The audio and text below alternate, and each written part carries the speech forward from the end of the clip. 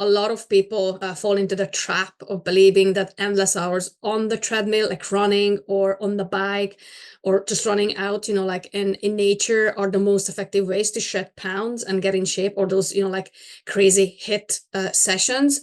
So while cardio exercises can play a role in weight loss, and they can be beneficial for your cardiovascular health. They do burn, calories, but they are not the only or even the most efficient strategy, especially when it comes to long-term fat loss and overall health. Hi, I'm Zita Berta, a wizard of well-being, a nutritionist, yoga teacher, and coach, and alongside me is your synaptic trainer, Dr. Terry McIver, former lecturer of science and the brain behind IGH3P, which is short for the International Guild of Hypnotherapy, NLP, and 3 Principles for Practitioners and Trainers.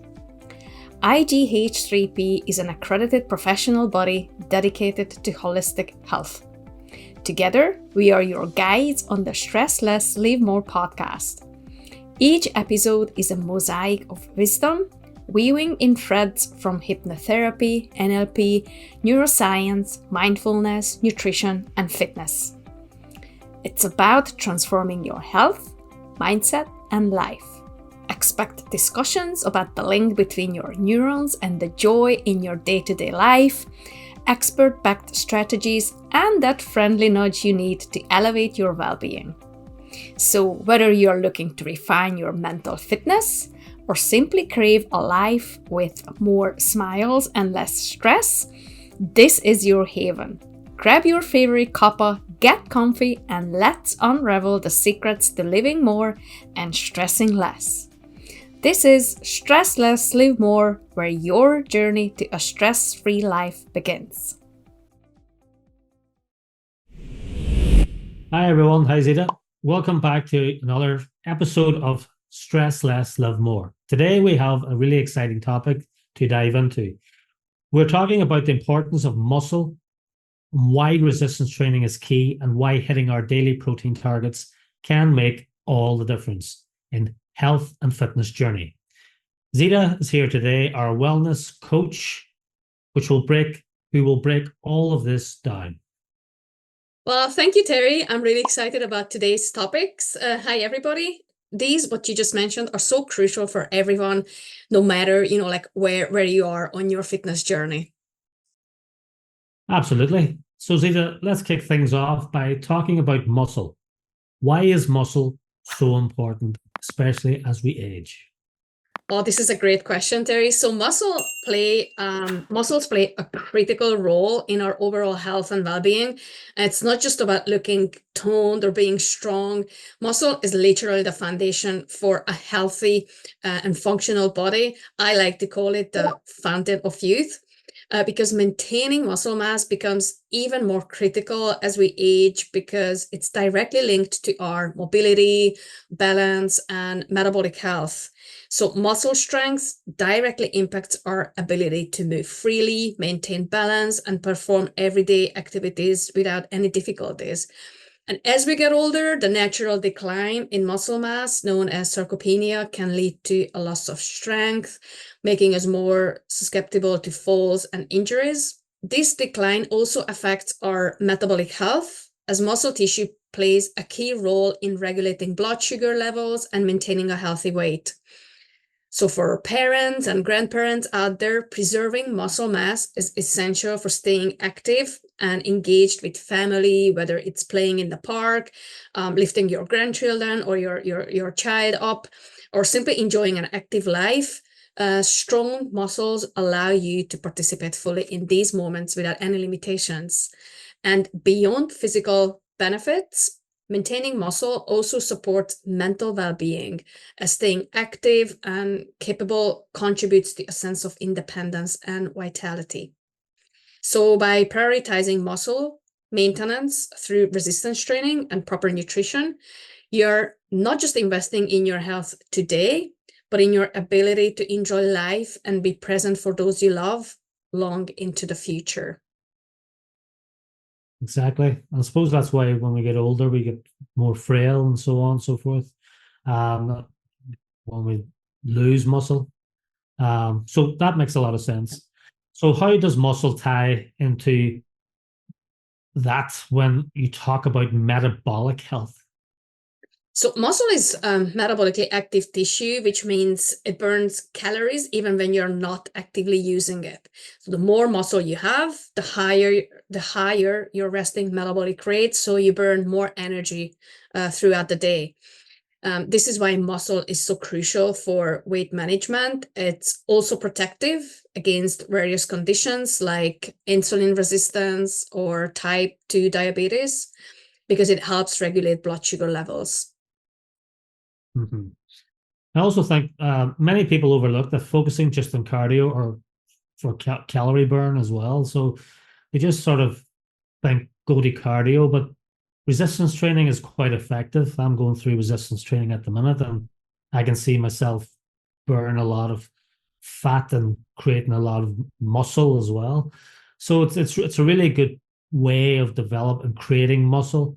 We're going through Zeta's, for listeners out there, Zeta's bringing me through the Synaption Rejuvenize 360 program, which is our new nutrition and fitness program.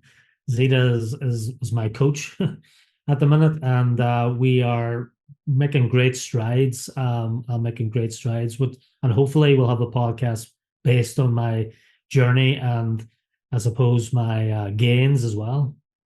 So, Awesome. yeah. So it's a common misconception that you need a lot of cardio to lose weight. So let's discuss resistance training. So I'm very interested, obviously, in this.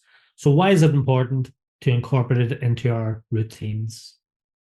Okay, so yeah, you're absolutely right. A lot of people fall into the trap of believing that endless hours on the treadmill, like running or on the bike or just running out, like in nature, are the most effective ways to shed pounds and get in shape, or those, like crazy HIIT sessions. So while cardio exercises can play a role in weight loss, and they can be beneficial for your cardiovascular health,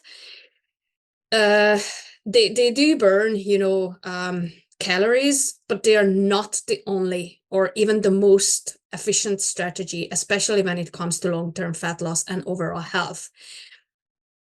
So what often gets overlooked is the crucial role that resistance training and muscle preservation play in a successful weight loss journey. Just like in your case, there, we've achieved amazing results. The journey, I'm not going to say it's slow, but it's not like like there are no extremes that it's not like you're going to lose like 10 pounds, like in a week or nothing like that, because that's just not sustainable on the long term. But More when consistent. Yeah, it's more consistent loss that I'm getting, which is good. Absolutely. So I rather take that approach, losing consistently and in a sustainable way. So something that's you can even sustain, like once you reach your goal, like you have a target goal weight or body shape in your mind. And once you reach that, this is something that you can sustain afterwards. And resistance training or strength training is essential for building and maintaining muscle mass. So when you lift weights or use resistance bands or body weight exercises, you're creating small tears in your muscle fibers, and your body then repairs these tears, making your muscles stronger and larger over time. And this process helps you gain strength and supports bone density, joint health, and overall physical resilience. Yeah, the small tears within the muscle. So then when the muscle tears, it comes back again, reinforced with obviously being repaired. And so that muscle strength then is even stronger the second time around, isn't that right? Yeah. So the muscle tears, it's built up again, isn't that right? So yeah, tearing of the muscle is the symptom of tearing of the muscle is when we're feeling sore after resistance training workout, but that's good because that's the tears are good because that'll then reinforce the muscle when it comes back again and becomes strong, and we can lift more. because you become stronger, and also, like slowly build muscle. So a lot of people also, I think, have this misconception that, oh, if I'm gonna lift, like 3, 4, 5 times a week, I'm gonna become huge, like, and then a lot of people say like, oh, but I don't want to be so muscular. And you will not become so muscular, because it's very challenging naturally to become huge. It's pretty much impossible to become Yeah. huge, like really, really muscular. So no one's gonna go to the gym, like for a month, let's say like 5 times a week, and wake up next morning looking like Arnold Schwarzenegger, because that's just not how it works. Well, I think it's good to maybe talk about this point for a minute.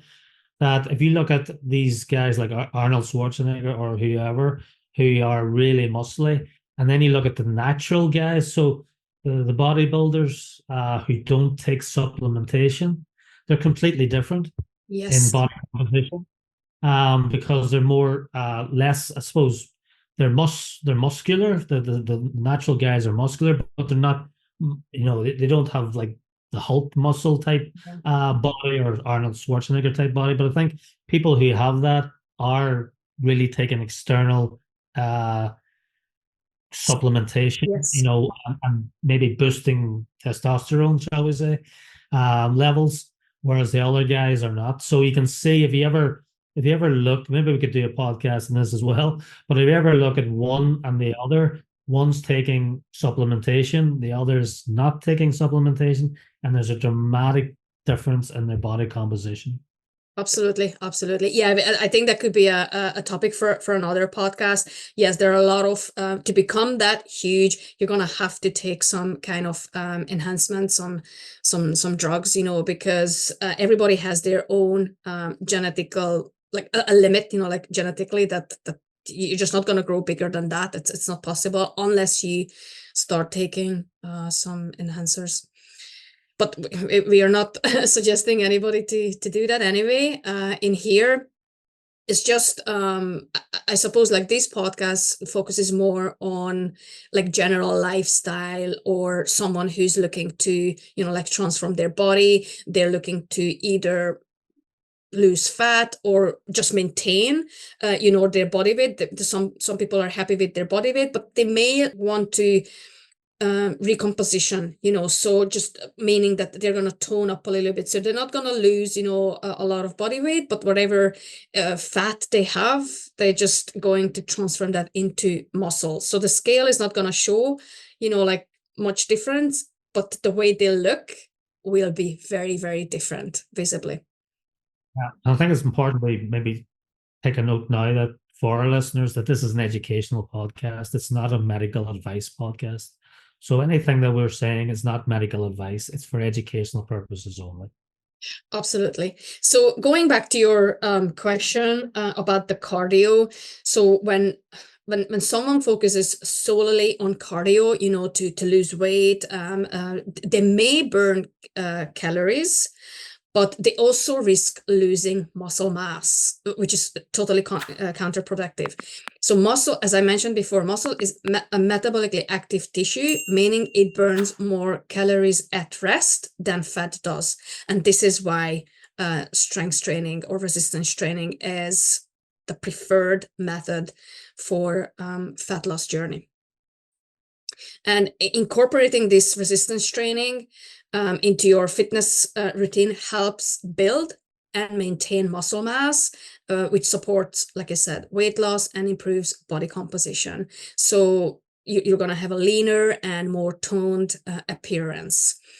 Now, resistance training has been shown to enhance metabolic health, improve insulin sensitivity, and reduce the risk of chronic diseases. So when you combine this with proper nutrition, also, of course, that's very, very important, particularly adequate protein intake. Resistance training ensures that your weight loss or maintenance or weight gain, like muscle gain journey, comes primarily from fat and not muscle. And I think too, when we talk about BMI, body mass index, it's not a great way of measuring. It's okay when you're observably maybe obese and say that the BMI is 30, 40, whatever, that you are obese level. But when you're muscly, your BMI could be 30, 40 as well. It Yes. depends on how muscly you are. So therefore, it's kind of, I've heard of stories where the doctor, the medical doctor, the GP said to a professional weightlifter that you need to go on a diet because you're obese, because their BMI was over 30, which is, this is the kind of, I suppose, thinking that doctors have that, oh, this is the value, then you're obese. Yeah. You don't really look at the person and say, well, they're muscle. It's muscle, it's not fat. So therefore, do they have to go on that? That's I'm not giving medical advice or anything, but that's the kind of thinking. This is the value that you have in your test. This is what you are, which we need to get rid of, because although values are important indicators of different metabolic issues, if somebody's observably fit and muscly, you have to sort of say to yourself, well, the BMI didn't work here. So anthropometric methods are more are a better way of, I suppose, measuring a person's size and fat protein composition, or fat, the protein and the fat composition, of the muscle, shall we say, and that's not protein, I'm not going to eat them. But the fat composition is very important, and taking measurements on a regular basis instead of just relying on one, as we talked about before, one size fits all value. Yeah, you're absolutely right. And this is why we use a lot of different modes of tracking, someone's progress, not just one number or not just a scale, because that's just one number and it's not necessarily gonna tell you the whole story, what's going on. So yeah, we use a lot of different kind of data and tracking on a weekly basis. So basically, that's huge. What you just said there about weight loss, and comes primarily from fat, not muscle, and especially when considering preventing injuries and staying active as well as you age. Resistance training is extremely important in this, because it does strengthen us, and it does sort of, maybe not reverse, but it does inhibit that aging process whereby we get so frail and lose muscle that we can't walk, or we find it very difficult to walk, and so on. So doing, I suppose, what I feel anyway from my training in the last 5-6 months, that I've got more energy, and that I'm fitter, and I'm also stronger as well. My next birthday, which is in 2 weeks' time, or 2 weeks' time, is I'll be 54, and so I'm getting to that age now where muscle depletion and testosterone levels are, supposed, lowering. So basically, I think exercise and some research suggests that nicotinamide adenosine dinucleotide, NAD, levels are increased through exercise, which also keeps us very, I suppose, rejuvenates our cells as well, keeps us fit and strong. And so through resistance training, through good diets, we can, I suppose, not reverse aging, I'm not saying that, but we could inhibit the fast growth, the fast coming, well, for me, the fast coming aging process, which I want to sort of stave off for a while. I think we all do. But it is it is possible. Like you can see, like older like bodybuilders. I'm not talking about like professional bodybuilders, but you can see some ladies and gentlemen, like on social media, that their body looks like a fit, like 25-year-old or something like that. Even their whole appearance, they appear so much younger, and I guarantee that they feel younger as well inside. As a matter of fact, a lot of over 50, not gonna say professional bodybuilders, but people who are passionate about, like bodybuilding and have a social media presence, they say that, like they feel inside, they feel like 25. Yeah. They are energetic. Oh, sorry, go ahead. You go on. That's okay. Okay. And then on top of that, there are also mental benefits. So it's not just the physical benefits, that you look great. And then what we said, like you have more energy, but you also have the mental benefits, emotional resilience. So resistance training has been shown to reduce symptoms of anxiety and depression, boost self-esteem, and even improve cognitive function. Yeah, absolutely, and I can verify that for myself as well from doing this the resistance training, the weights, and so on. That I feel a lot better during the day than I used to feel. Negative thoughts. Everything's gone.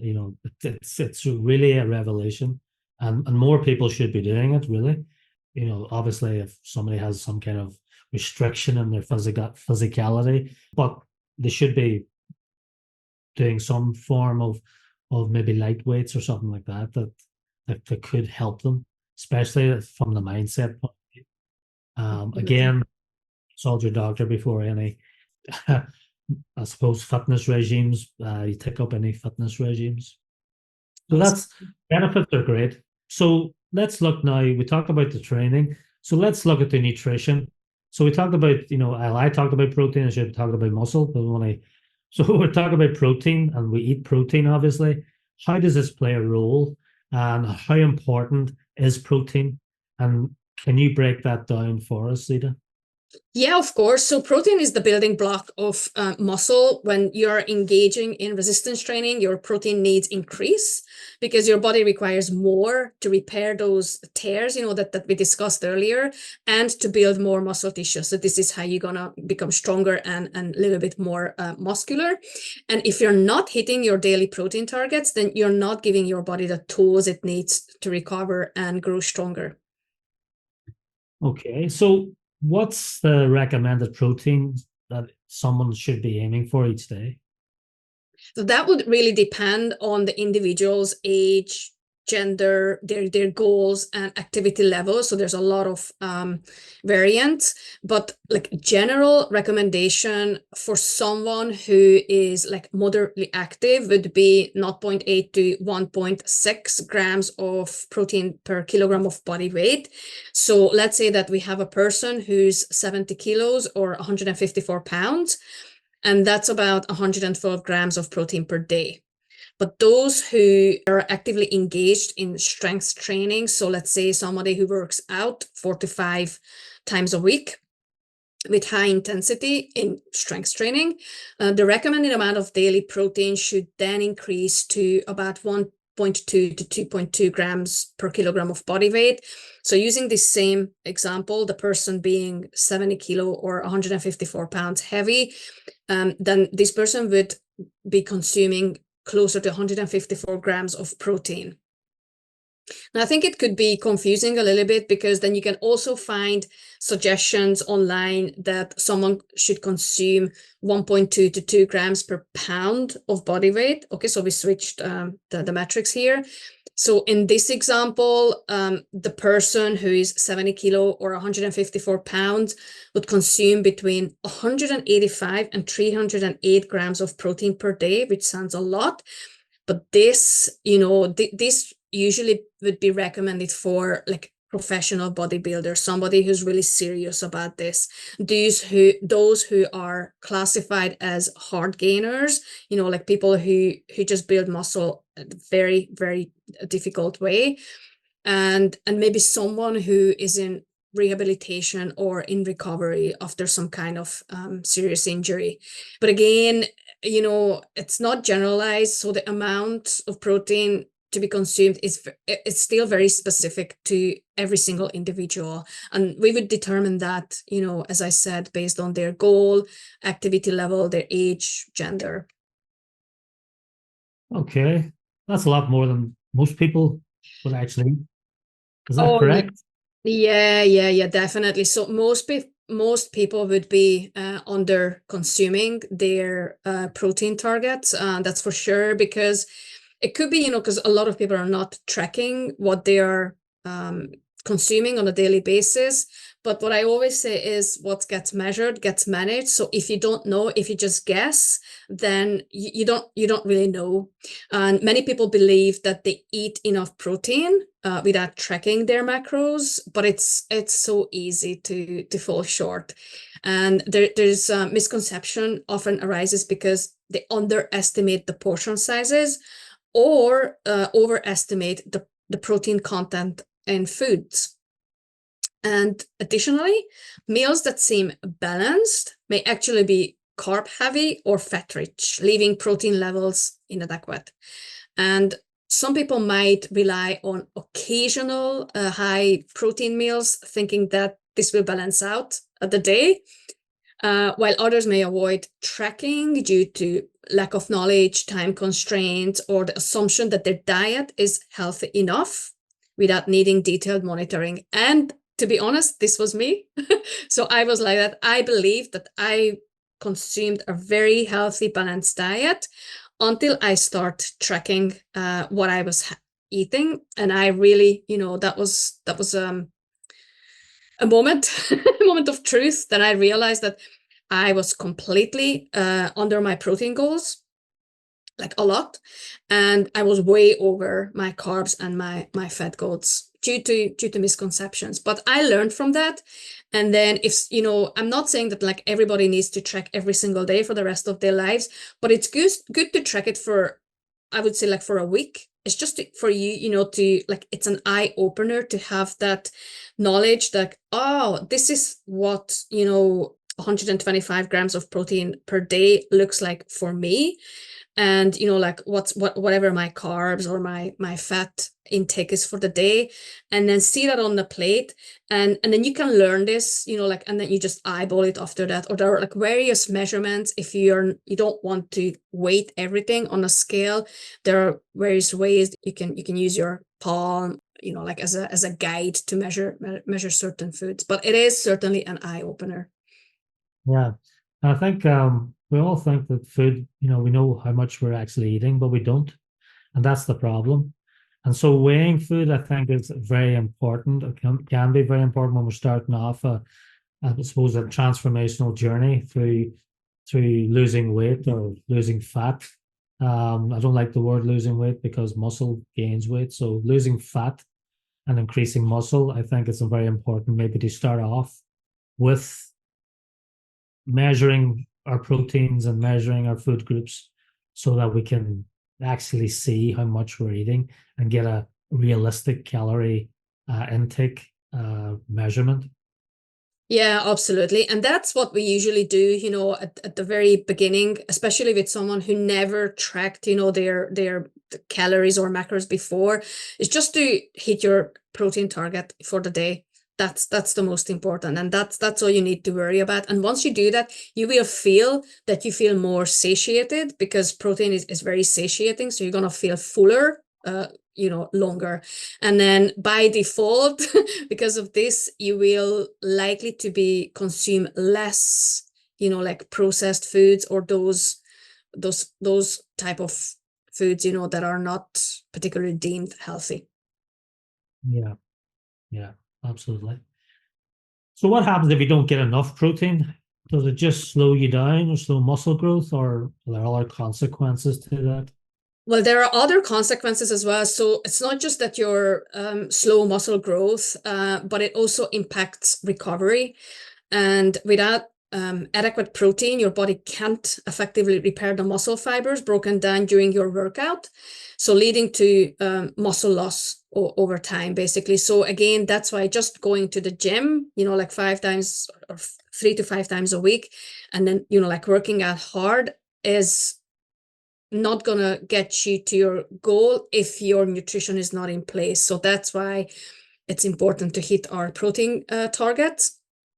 Additionally, protein is essential for other bodily functions. So it's not just the muscle, but like hormone production or immune response, hair and skin health. So because proteins are made up of amino acids, which play a vital role in countless bodily functions, they contribute to chemical reactions that regulate the immune system, helping to protect us from illnesses and infections. And this is why inadequate protein intake doesn't just hinder muscle growth, but it can compromise your immune system, your metabolic health, and your overall well-being as well. Yeah. And I suppose when we're just talking about muscle here, I suppose fats are also important, isn't that right? Because when we're talking about hormone production there, fats are also useful for hormone production. But when we talk about fats, we're not talking about a lot of saturated fats. We're not talking about vegetable oils either. But we're talking about sort of good fats that can help in these hormone and production substrates and so on and so forth. So although we don't want to eat too much fat, I think when we're talking about protein, we also should say that we want to take a healthy, I suppose, serving of fat as well, a small amount of carbohydrate. Basically, what I'm trying to get at in a very roundabout way is that we want to have a balanced diet. Although we're talking about muscle growth and protein now, I just wanted to say that a balanced diet, when we talk about all of these fads on like keto and carnivore and paleo and vegan and just sticking to one food group isn't a good idea. So I think, go ahead. Yeah, no, I was just going to say that you're absolutely right. Fats are essential. So without, if you're not consuming healthy fats in an appropriate amount that is, like relevant to your body again as a macronutrient, then you can run into a lot of issues, hormonal issues. So yeah, it's definitely essential. So that's what we usually like to set up first, like this is your protein and then your fat needs for sure. And then whatever is left, like regarding the calories, then that's going to be allocated for the carbs, because we can live without carbs, but I mean, you could, your body could live without the carbs, but it couldn't live without protein or. No. Well, as I say, we're sort of a healthy lifestyle podcast. So we want to really force the balanced diet is the best. The balance, that's my favorite, a balanced diet that you can basically fit anything into, that you would like, but everything in moderation. Absolutely. So as you just talked about there, it's not all about the gym, but the gym is extremely important, but it's overall health. And if we eat the wrong stuff and go to the gym, we'll not see any gains or we'll not see any changes. So I think that the nutrition needs to be right and your gym activity level needs to be correct as well to see really amazing results, really results that I've seen over my journey of the last 5 months. Absolutely. So those two need to be nailed. Yeah, absolutely. And this is the foundation of overall health. Like you said, that you feel that as well, that you feel more energized. Your mental health is a much better. And like when we neglect our health, we often experience signs like fatigue or sluggishness, or maybe lack of motivation. And this can hinder our ability to enjoy life and be productive. And no one likes to feel that way. Let's face it. And when you start prioritizing your health, and you have a goal and you want to achieve that, and you take the necessary steps. So you get your nutrition right, you get your gym days right, your training right.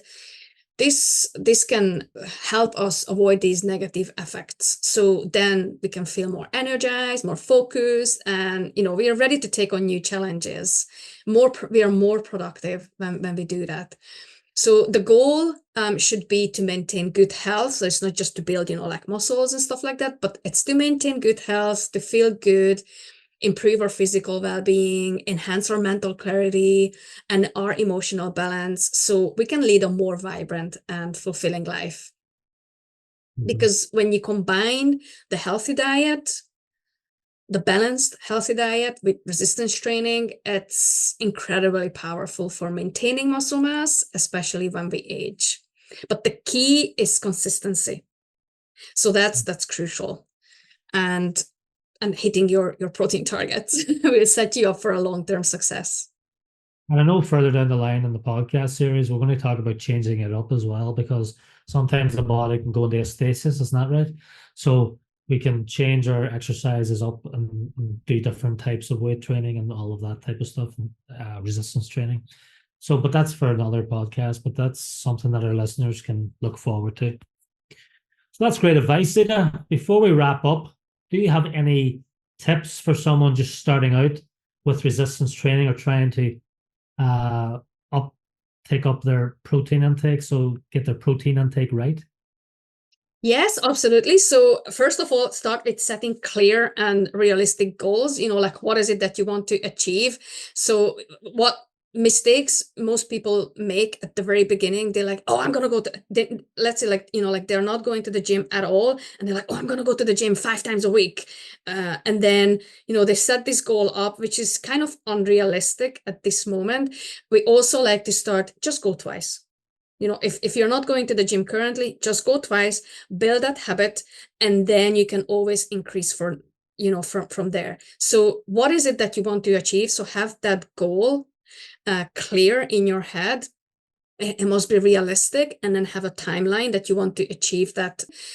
Do you want to lose body fat? Do you want to gain muscle? Or do you want to maintain your current weight, but focus on maybe specific areas? Like men usually like to focus on their chest or biceps, and women usually like to focus, maybe not everybody, but I think these days, to have like nice, like round glutes and slimmer, like waistline.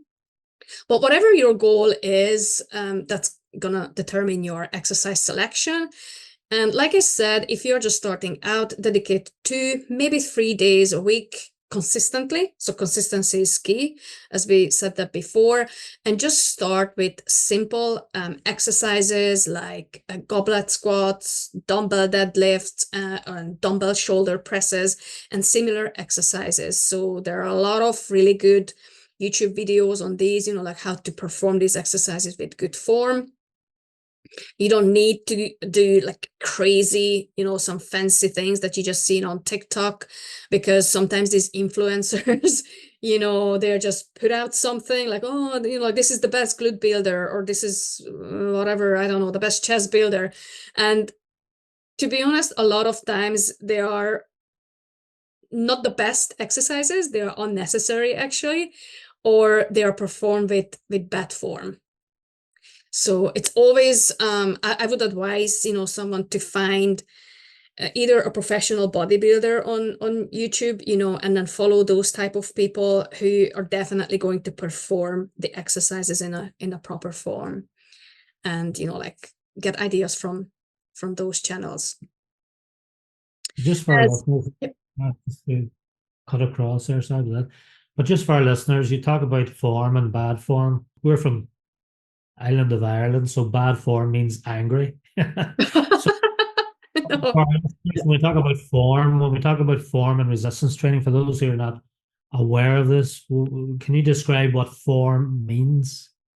So form is the way you perform that particular exercise. So if you take a goblet squat, a lot of people would have sort of like a bad form, like as you squat, your knees start to go inwards. So that would be a bad form. And then a good form would be you focus on pushing the knees out and squat that way.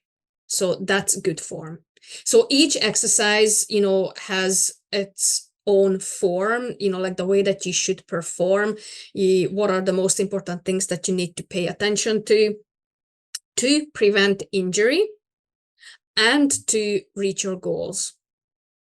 Okay, that's great. Thanks for the explanation. I just wanted to bring that in case some people thought couldn't. We are talking about angry people here, no? So that's about exercises, like this is how I would recommend, like start out like that, like start with the goal and then see, take it from there, like what exercises would help you achieve that particular goal. And for the protein intake, try to include, sources of protein with every meal. whether that's eggs at breakfast or chicken, or if you're a vegetarian, then tofu. That could be another topic, like if you're a vegetarian or vegan, then your protein intakes would be a little bit different. It should be a lot higher than animal protein because of the bioavailability of the amino acids, but that could be another podcast topic on this. Snacks like Greek yogurt, with some fruit, a protein shake, or even a protein bar. Like these days, protein bars are so delicious. There are ones that you can get, like sugar-free or like really low sugar. They are great. I wouldn't recommend, someone consuming those on a regular basis, like to replace your protein with that. But it could be beneficial if you're on the trip, and then you don't really have the opportunity to get a good chicken meal. Then, like these protein bars can be great. I also think that although they're low in sugar, protein bars can be quite high in cholesterol, isn't that right? Yeah. So you watch.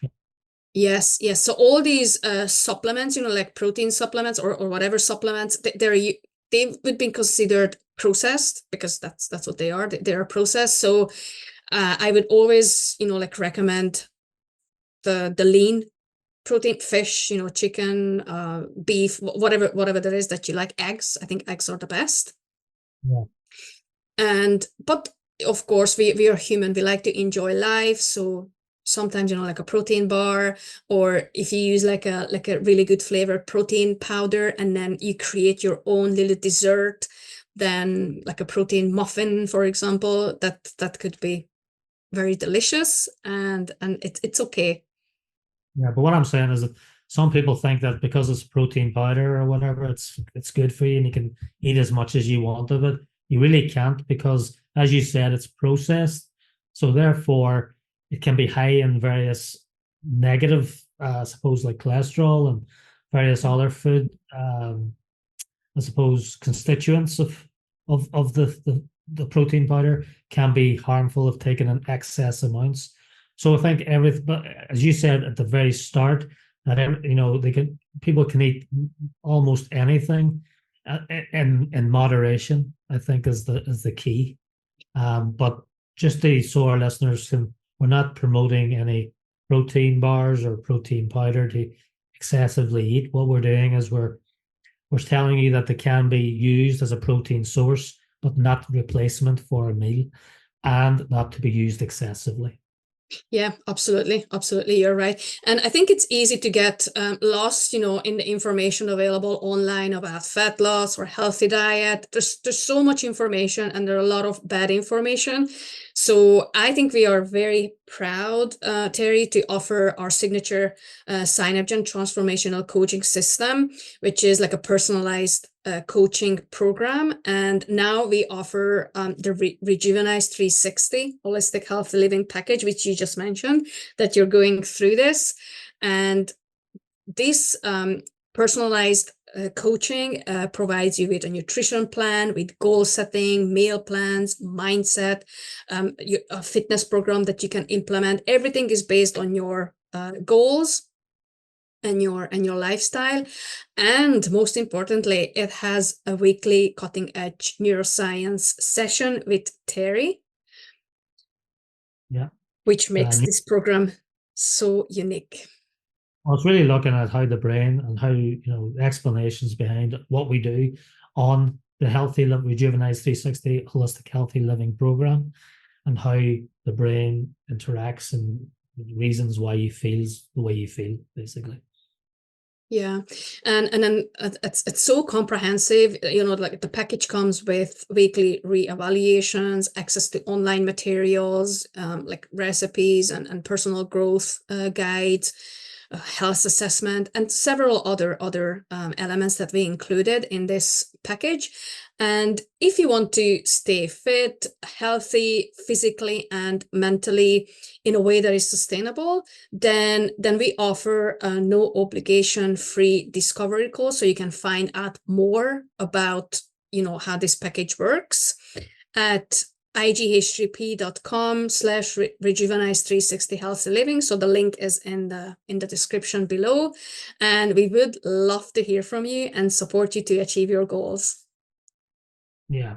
And for those listening, ighp.com/rejuvenize dash 360 dash healthy living or healthy dash living. So it's just if people miss the link, they know how to write it out. So that's, as our Americans listeners would say, Zita, that's awesome. That's awesome tips. Thank you so much. This has been incredibly informative. Thank you so much, Terry. I really enjoyed today's session. That was very informative, and I really hope that our listeners enjoyed it as well. And if there's any other topic, that you want us to talk about, put a comment in like below, or get in touch via our website, or even DM us, depending on where you're listening on this podcast. And we would be very happy to create more podcasts depending on your preference for a topic. Yes. Thank you. Okay, so thank you all. Thank you for all our listeners for tuning in. Remember, muscle isn't just about strength. It's about health, longevity, and feeling your best. So get out there, lift some weights, and don't forget to fuel your body with protein it needs. So I'm saying that with the caveat, consult your doctor before any training regimes or any changes to your diet. So until next time, stay healthy and strong. So from all of us here, see you later. Bye. Thank you. Bye.